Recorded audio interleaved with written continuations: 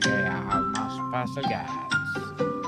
He is the author of the book 99 Rules Every Sports Parent Need to Know. No other than Mr. Sandy Cohan.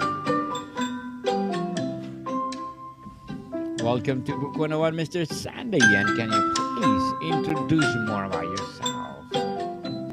Sure. My name is Sandy Cohan. I'm a mindset development coach in the mindset space, and happy to be here with you and talk about this latest book that I just published. Yes, congratulations, and thank you so much for sharing your knowledge and wisdom to the world through your book. And what inspired you to write 99 Rules specifically, and what are the pivotal moments of serving youth sport that sparked this project? Well, I appreciate you asking me that. So, what I do is help on the mindset side for players, right? So, I specialize in the hockey space, but everything from belief, attitude, grit, focus, emotional control, discipline, self awareness. And what I wanted to do is um, try and provide something for players and parents that is the type of thing that I would have wanted to have read when I was younger, or certainly parents now. That something that's sharp, something that has some punch, something that has some grit to it, um, and something that I think kind of pushes people to new heights, be inspired, be motivated. Um, so there's two versions. There's a player version and a parent version. And um, I think just after one of my speaking presentations at some point last year, someone said you should write a book, and that's kind of what started the whole process. And it's been crazy, crazy 12 months, and great to have something that's out there and that can have as positive of an impact on parents and players that it seems to be having. And Mr. Sandy, great humans, or the subtitles emphasizes great humans first, then confident athletes. Why is it order so critical to your message? Because I think, at the end of the day, while hockey or sports is really kind of my vehicle, we're all in the help build great human being business, right? So any athlete, once the sports end, at some point the jersey goes up, the lights, come up, the people go away. What's left is the human, right? A person that has good character, good integrity, understands how to handle adversity, how to believe in themselves, how to focus. And I think sometimes that gets lost with athletes and parents. I know well intended. Sometimes the message isn't always delivered as it was meant to. Um, so I structured it that way because I think first and foremost, it's about creating great people, which is the foundation. Then, and I think that really is a good platform to then stack on top of that, confident athletes. Definitely. And how do you define successful youth sports experience through the lens of your rules?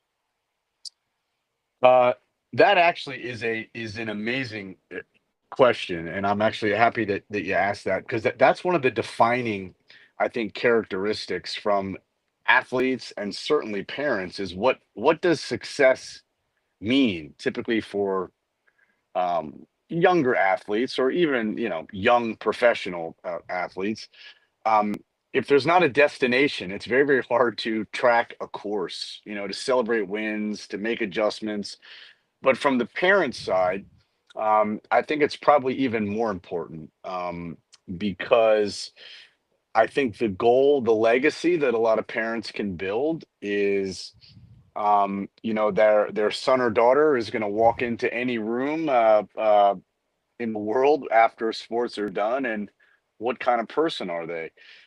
So I think that part is really, really relevant. Um, And, from a support standpoint, parents play a humongous role. Um, and a lot of times I think the younger folks kind of need that boundary, and parents aren't defined by their son or daughter's athletic performance, and I think sometimes that has to be reminded that it's the player's journey. Um, so what is success? Is it to raise someone that can compete hard? Winning is of course important, but how you win is also important. So that's why I kind of structured it that way. But yes, I agree that success needs to be identified for athlete and parent, so then it can be chased. And sometimes that's the issue. Mr. Sandy, beautifully articulated. Very well said. What's the most damaging mistake you see sports parent making today, and which rule directly address it? Um, I think that what players are really looking for is a stable force first and foremost, right? Like they want parent first and foremost. They don't need another coach. They don't need another analyst. The player knows when he or she performed well or not to their standard. So I wanted to write an entire book that kind of addresses the whole life of a parent, the drive to competition once they're there. How do they handle the athlete feeling good about themselves, being nervous? So, one of the ones that's probably like the most relevant for me, which most people ask about, um, is really the first one, which is be the consistent, the constant, not the coach. It's you don't need to dissect everything, like drive the car, be the parent. So um I think it starts right out of the gate, but all you can open up to any rule in the book, and they're very, very fun to read. You can go over them, highlight them, track them multiple times. So I would probably say rule number one, but there's 99, so you got to hang in there. 99 rules. Rule Yeah. number one is often the foundation. What's yours, and why does it set the tone for other 98? Yep. Because for me, I think it really kind of defines, right? So I have the rule title, maybe seven or eight kind of quick lines, um, and then like a good anchor statement, like a good kind of gut punch closing line. Um, and rule number one is really just about what I said, kind of being the constant. That they don't need another play-by-play analyst. Your kid, they need someone that like never flinches and someone who's there. Um, who doesn't change. Teams change, coaches change, teammates change, but the player needs a constant. So I think that presence is the only guarantee that the player gets. And I think that what sets this apart is that it encourages parents to be the anchor that their player can count on, not the echo that they fear. Definitely. Number one is the number one rule that we need to follow. So, what specific rule help parents foster true confidence in young athletes? Well, I think a lot of it is you have to understand kind of what confidence is, and to be very, very quick with it, right? Confidence and belief are not the same thing. So everybody wants to get to a place where they are feeling confident, but the best way to do that is to tap into belief. So I often tell parents and athletes, you kind of want to think of confidence and belief in this way. If you looked at a tree outside, what you see above ground, that's confidence. What you don't see below ground, that's belief, right? So in that example, no roots, no tree, no belief, no confidence. So a lot of the book is kind of shaped into how can you help your athlete um, dig into those things that make him or her believe in themselves, remembering past successes, um, staying in the moment, and a lot of those things. The key, I think, to belief and confidence really is focus and grit. So there's many rules that kind of lead to that, but the whole book is really there to kind of help the parent handle all of the challenges so they can then in turn be a good example for the player. Mr. Sandy, which rule is most crucial for protecting child's intrinsic motivation and love for the game? Um, I think so.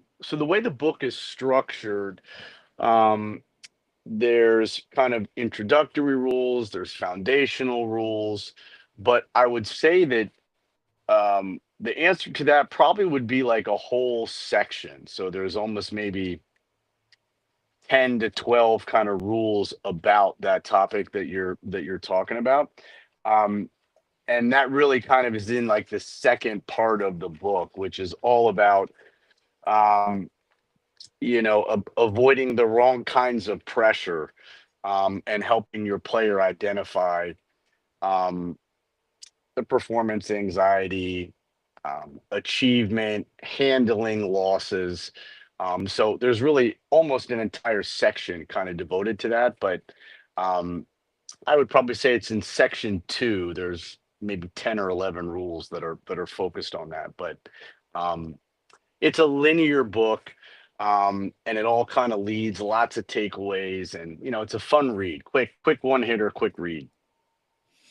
Fun read, people. Fun read for That's right. sure. Yeah. Yep. How should a parent use the rules when dealing with a difficult coach or unfair playing time or team politics? Yep. So again, there's lots of kind of nuggets in the book about those topics because there's a lot of situations there. I What I suggest to parents always is that they remember that their son or daughter is always watching. They're always hearing. So reactions to a coach or interactions with other parents or comparing out to other players, um the son or daughter is always kind of soaking that up. So there are many sections in there that um really kind of help younger people identify this concept of focusing on actions and behaviors, not so much being outcome focused, um and helping to understand that really your player, you can either control something, you can impact it, or you have to let it go, whether that's a coach, whether that's a bad situation. So there's lots of little tidbits in there, but what you just mentioned is very normal. And what I encourage every parent to remember is that no situation um, should have the power to negatively impact the child, um, with criticism or mannerism. So parents play a big role. Mr. Sandy, what's your rule regarding specialization versus multi support participation and reasoning behind it?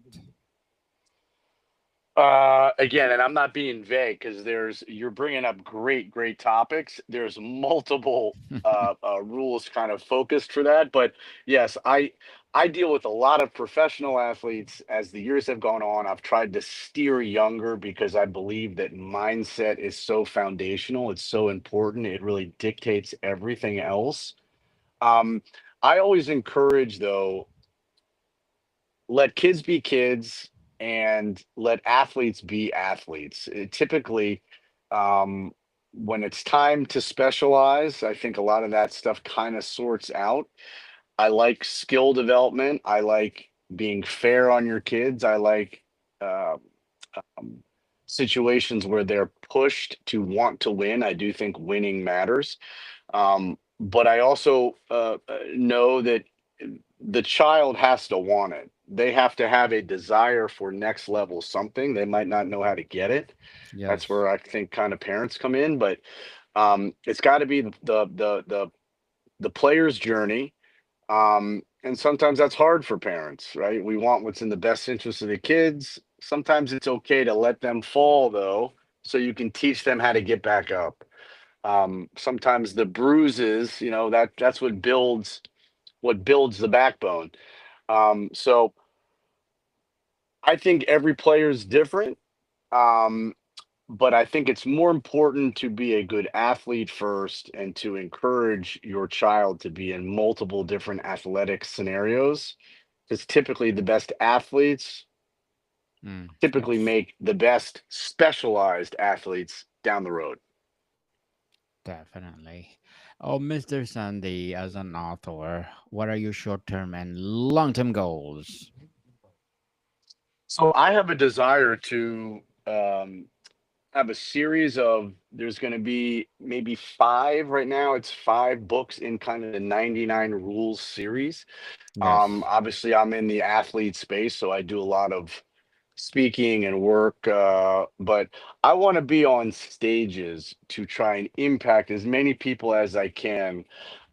So we have some books in the works, kind of on leadership, that are going to kind of bridge the gap, from the sports world to um, the world in leadership and other things. So over the next year, we have a couple more that we want to get out, and really just continue getting these books in as many people's hands, to hopefully continue to have as much of a positive influence on people as we can. I was a hockey player. That was my identity for a long, long time. I've been a coach for a long, long time, but as I've gotten older, I think I'm probably more of like a teacher. That's probably what I've always been, just in like a hockey player's body. So my goal is to keep communicating and trying to help. And I think it's such a big part that anything having to do with mindset, mental performance, um, it's the foundation. So as many kids as we can get, as many players, athletes, even pros that we can get dialed in with that is important. But it's just as important for the parents. Definitely. Yes, indeed. Good luck to your goals, Mr. Sandy. And looking forward for more and more empowering books to come. And what will be your piece of advice for those people out there who want to be, of course, like you? Ah, well, hopefully they would be better. Yes. Hopefully they'd be better. But um, I I always, as I've gotten older, I think I'm learning and I'm practicing it more and more. And you're very, very good at it, but you want to listen first. Listen first. There's lots of people out there that have um, lots of great messages. And there's much more that you don't even know that you don't know than you actually don't know. So be open to it, listen, and things typically sort themselves out when you are much more open to what others are saying. Mm, definitely. Thank you for your advice, Mr. Sandy. And can you please recommend a book that influenced your journey or books that influence your journey? There's a great book. It's by Angela Duckworth. It's The Power of Grit. I love that book.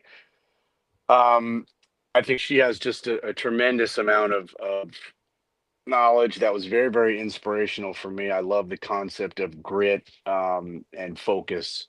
Um, and I think there's probably a lot of those influences kind of through my books. They're available at the website's mentaledgehockey.com.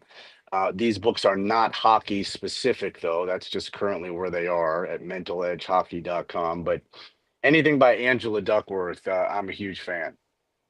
Yes, thank you for that recommendation, Mr. Sandy. And what there a rule you found particularly challenging to write or that evolved significantly during the process of your writing? Um, I think. I think anything having to do, there was a lot of stuff in this book that kind of came up because either things I saw that over the years, or things that I did wrong, or things that I hoped others would kind of be better. So, anything having to do with not not making your, meaning my or the parents' journey or their baggage, the baggage of the next generation. Just because we suffer doesn't mean that they have to suffer. Yes. um and I think that was, again, it's not always easy when it's your own kids. So I think anything having to do with that you really have to make sure that your role is teacher, educator, helper, but it's it's your child's journey. It's not your kind of go at sports is over, and sometimes that's hard for parents to accept. You don't need to relive it through your child. Mr. Sandy, if a parent could only internalize three rules from the entire book to create immediate positive change, which would you prioritize? Anything in the first section, but so the way that the book is laid out, right? In this book, there's 7 sections. So um, in section one, it's you knowing what you're really here to do. So it kind of starts there. Section two is avoiding the wrong types of pressure, and it goes on and on.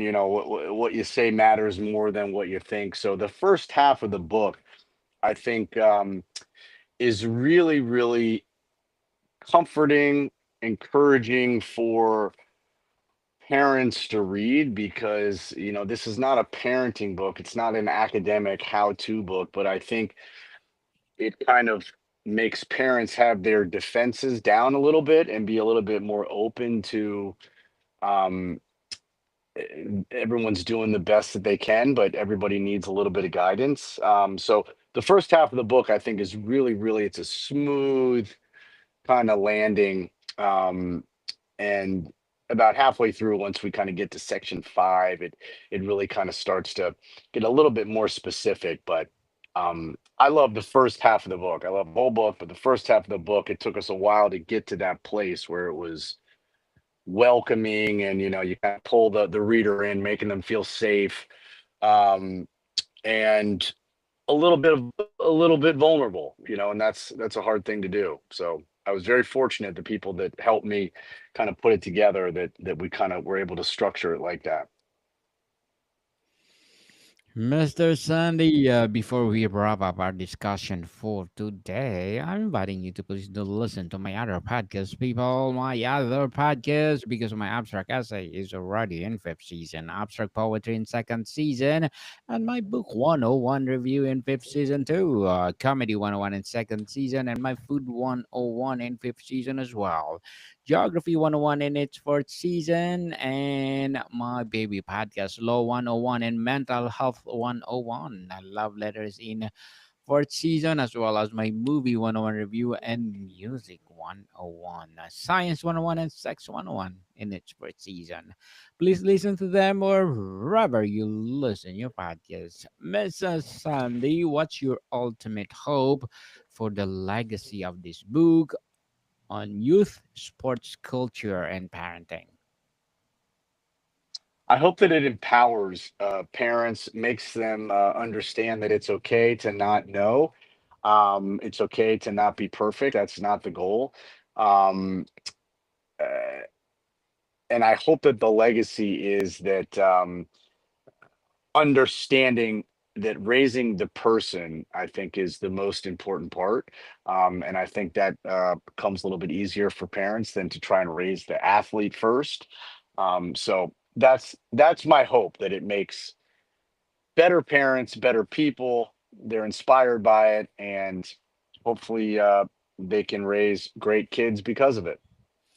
Yes, indeed, Mr. Sandy Cohan. Thank you Hey. so much for sharing your 99 rules every athlete needs to know to the world. And we are hoping for more and more and more empowering books like this to come.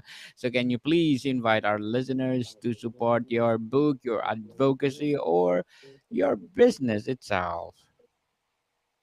Yeah, mentaledgehockey.com. I'm moving, getting to a place soon where it's a branding. I know personal branding, but right now, Mental Edge Hockey books. That's where they can find all my information. Yes, people, let's support Mr. Sandy Cohan because if you support him, I've like said for sure more and more and more empowering rules to come, more and more empowering advocacy to come, and for sure more and more empowering business to come. So, Mr. Sandy, thank you so much for your time. Thanks, Daniel. More to come, people. See you soon.